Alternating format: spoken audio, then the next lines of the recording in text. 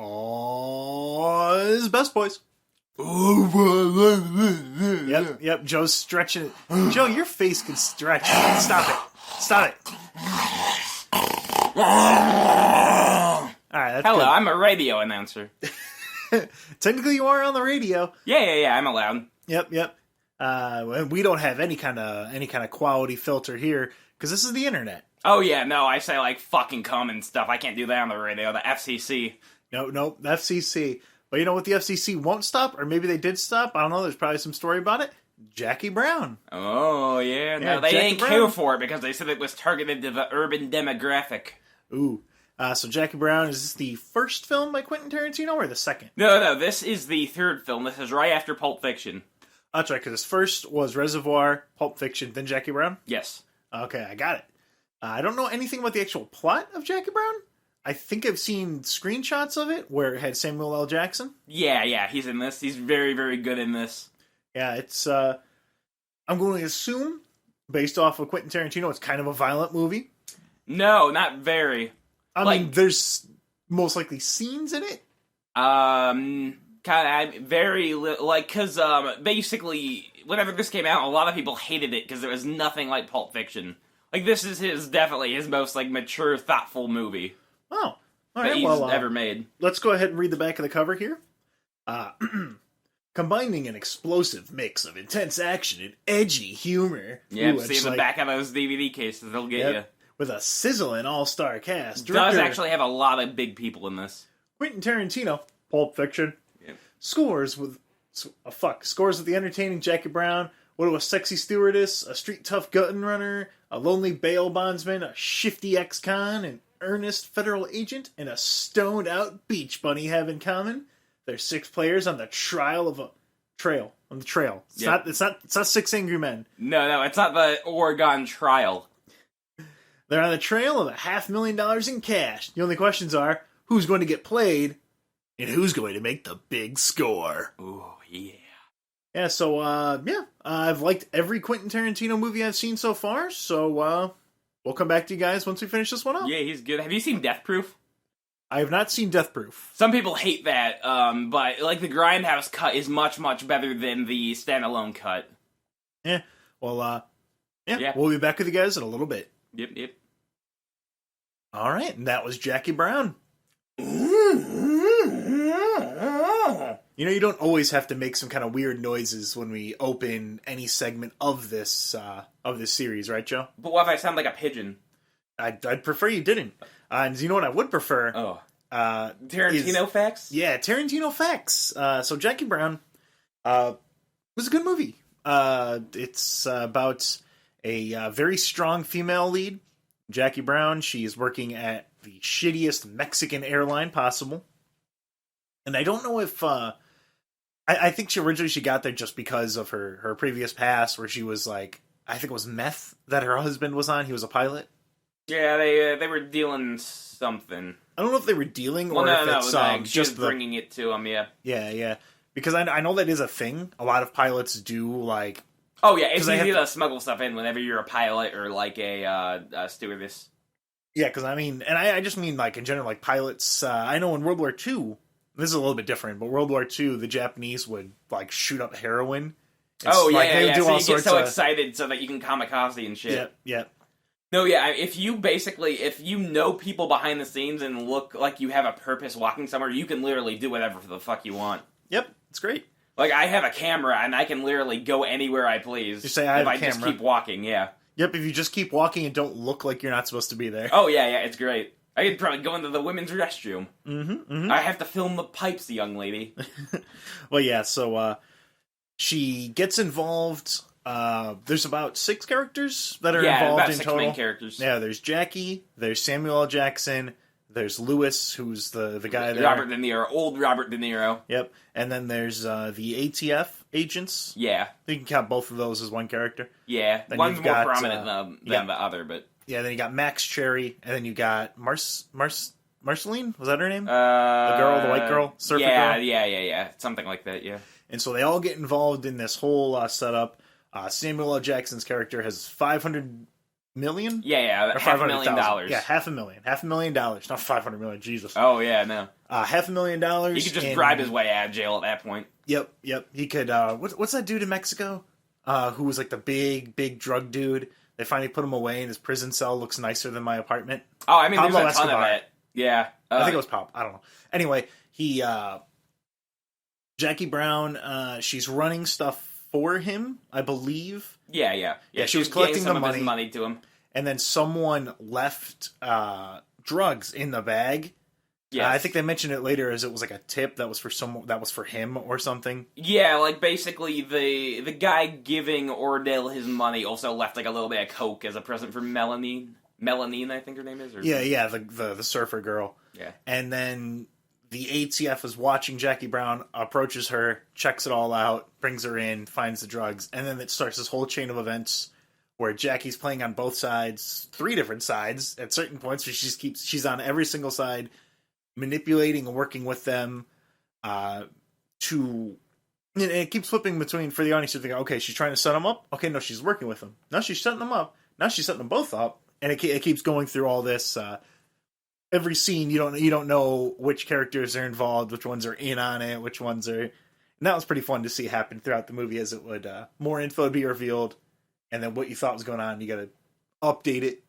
Yeah, because, I mean, Tarantino is very good with, like, keeping characters' motivations, like, internal to themselves.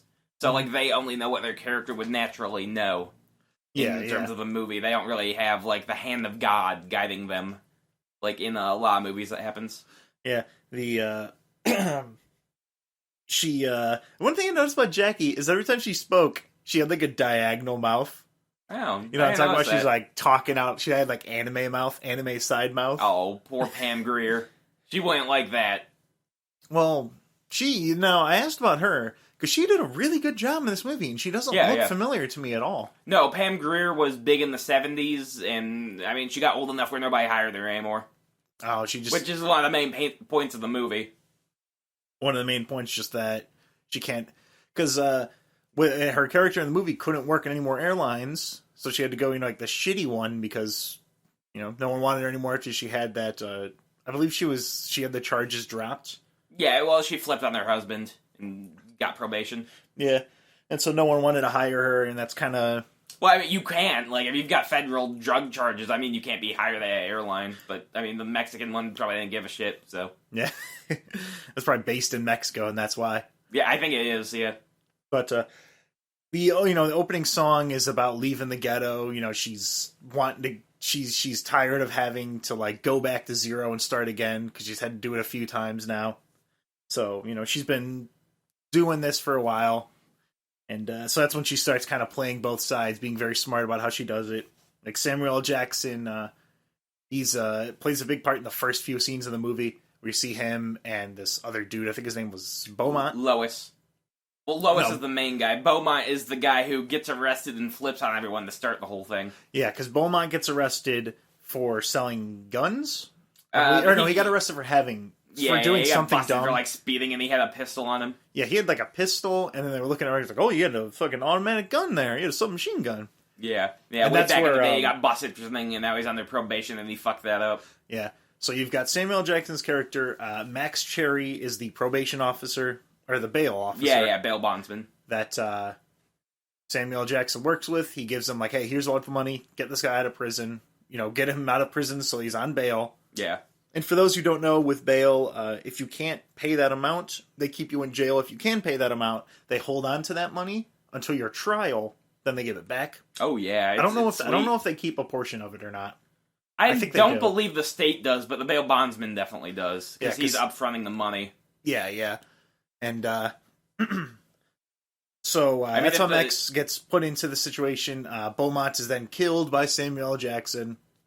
And he comes in and he sees that Jackie Brown, he goes to Jackie Brown's trial, goes to the guy and says, hey, I want you to take that $10,000, move it on over to Jackie for me. And then he was going to go and kill Jackie because with both of these characters... Oh yeah, but it's always better with no witnesses. Yep. It's like both of these characters, they'll flip on me. So he tries to set that up, Jackie flips it around on him, and then they start kind of working together, and then, everything goes into motion, everything is getting set up. And it's really, really fun to watch it all unfold. Yeah, no. I mean, Tarantino's always good with dialogue. I mean, everything he does is like fantastically paced with like all the characters' dialogue, and it's really good in this one. It's probably some of his best dialogue. Yeah, because there's a scene where, and Joe explained to me the purpose of it, but I was noticing, I'm like, okay, this dialogue scene, the guy was going to go wait in the car. He's like, yo, here's my keys. And then he goes on to say, like, well, how do I turn it on? And it felt very, very natural. And then I said to Joe, I'm like, it felt good because it wasn't just, here's a list of points that we need to deliver in this scene from people speaking. And Joe's like, well, no, they did. It was just, because the whole point was, he doesn't know, how an automatic start works, because that implies that this guy's been in jail for a long time. Yeah. But it just works, it just flowed so naturally into the dialogue, I didn't even notice it. I didn't even see it as like, all right, and check this detail off. Oh, yeah, and I mean, that's, like, what you want to do as, like, a master script writer. I mean, I'm definitely not at that point yet, because I don't write scripts, I just write Sonic fanfiction. Mm-hmm. And no, I mean, I can never get my dialogue as good as that. Mine's just normally like, hey, Tails, you want to fuck me? Yeah, something like that. Yeah, Sonic, oh boy. Yeah. That's good to know, Joe. Oh, yeah, just check me out on the real Joe Bucky at deviantart.com//furry/RP time. That's the group I'm in. Good. So tell me a little bit more about the history and development of Jackie Brown, Joseph. So basically, Pulp Fiction released in 94. It basically changed the way that crime movies were being made for the next, like, decade. Because, like, every single crime movie for the next couple of years, like, had the thing where you're flipping back and forth in time. Because Pulp Fiction did it, and it made a ton of money. Mm-hmm. So Tarantino, he really wanted to just do something different, and he decided to adapt a book into Jackie Brown. And what was the book? It's called, like, Punch Rum or something like that. So basically it's by an author whose work is, like, pretty famous for, it's going to be really, really hard to translate this on the screen. And Tarantino did it very well. Nice. Yeah, there was, especially one thing, the final kind of heist segment was really fun to watch because we saw it from 3 different characters' point of views. Yeah. Because we started with Jackie, and then we went to Louis and Marceline, and then finally we had Max. And it was pretty interesting. It reminded me a lot of the Hateful Eight, where the second half of the Hateful Eight is going back and starting from the beginning again. And yeah, I mean Tarantino does that in, I think, basically every film he's made. I can't think of one where he doesn't mess with time dilation. Did he do it in Kill Bill? Yes. Oh yeah. Because Okay, Kill Bill starts. Yeah, Kill Bill starts with like her killing. Who was it? Copperhead, I think. But all of it's like out of time. You can tell. Because the first person she canonically kills is the Japanese leader with the Crazy 88. But the film opens with her killing Copperhead, I think. But yeah, I know I can't remember if he does it much in Grindhouse. But I mean, even he said that Grindhouse is probably his least good film he's made. Because it's just like a thing where basically it's, Grindhouse is like a 2-movie thing, throwback to the 70s exploitation genre. And there's a really good zombie flick Robert Rodriguez directed with Tarantino, and then he made Grindhouse as a carsploitation flick. Nice. Yeah. So that was like the race one, right? Yeah, Death Proof. Oh, it's got Kurt Russell, and then he ended up working with Kurt Russell again for The Hateful Eight. Oh, neat. Oh, yeah. Yeah, no, I love Kurt Russell. Great in The Thing. And that's probably why he wanted to work with him in Hateful Eight, because that's basically like The Thing, too, almost. Tonally, I mean. Yeah, actually, because I have seen The Thing, and The Thing is all about, like, alright, which one of you motherfuckers is The Thing? Yeah. No, and it's never really been done well again. They tried basically remaking The Thing again in 2011. It's a prequel, kind of. And you see what happens at the whole Swedish camp, even though no one in the movie speaks Swedish, because you can't have subtitles. Yeah. So, yeah. I don't want to see that. I'm not watching it. Like, so back on the topic of Jackie Brown. Yeah, sure. So he made this, and it basically bombed. Nobody Really? in the general audience liked it because they expected Pulp Fiction 2, and this certainly isn't it. I mean, it's close. It's kind of close to Reservoir Dogs, in that it's like, here's a plan, and we're going through all the twists and turns of this plan. Yeah, but I mean, Reservoir Dogs is much more bombastic than this. I mean, there's 2 scenes of violence in this whole movie. I mean, people are expecting more of that, Yeah, that's true. There was a lot of planning and execution of that plan and dialogue scenes in which people were threatening violence. Yeah. But for the actual violence, I mean, very end, a few shots in the middle, start where he kills Beaumont. Yeah, I mean, there's really not much.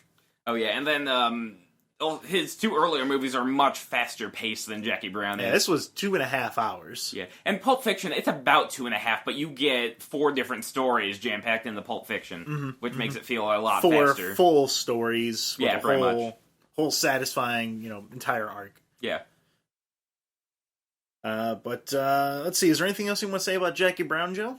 Well, I mean, Jackie Brown, it's interesting because this is the only movie I can think of that was filmed in America that stars like an old black lady. I can't even think of 5 more movies that do that. Can you think of one? No. Yeah, I mean, I really liked. I feel like, I don't know, maybe I don't read up on my feminist filmography literature. Yeah. But when people are like, I want more strong female roles, she's a very strong character. She's never portrayed as like weak or anything like that. Yeah. Well, she's got her own motivations to follow through on. Yeah, she's not doing it for someone else. There's really not like any kind of romance undertones where she's like secondary to that. That's the character.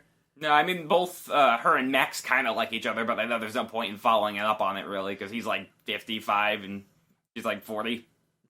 I mean, yeah. Yeah. But, I really, really like Jackie Brown. I highly recommend watching it if you just like movies. Oh, yeah. Even if really you don't like movies, watch it. Yeah. It's good. Well, no, I mean, if you don't like movies, I mean, like, I think, like, Wet Hot American Summer might be on TV on TBS. Or like, what's that show with like the big red balls and you gotta bounce on them? I have no fucking idea. Wipeout. Oh yeah. Watch Wipeout. Well, and also there's a bunch of Wii games out. Yeah, so you can play all 5 of them. All right. Well, I don't know. Joe's looking at me weird, so I guess he's thinking about those Wipeout balls again. No, because it's like a thing where basically you can pretend like that. Basically, they're eyeballs, and that's how you jump on them. That's how I hear that the prime Wipeout candidates manage to get on them safely and off of them safely. Joe, I have literally no idea what you're talking about, so I'm going to stop recording. No, it's like an Eye of Cthulhu. They say that on CBS. Okay, Joe. I don't know if I can trust you on that. No. So I'm just going to ignore what you're saying and say thank you guys for listening to this episode of Best Boys. Oh, and we'll see you guys with the next movie that we do. Be sure to check out the Benevolent Buckley Show on YouTube. Yep, it is on YouTube. Season 1's done. Maybe Season 2. We don't know. Oh, you don't know. Season 2. When is the real Joe Buck? When is the Benevolent Buckley going to show up on Wipeout, Joe? I don't know if I could with the cloak. It gets in my feet. Like, basically, I was stepping on it all throughout set. And there's shoe prints on all my cloaks. That's movie making. That's the problem. You gotta get messy if you want to make a movie. You gotta suffer for your art.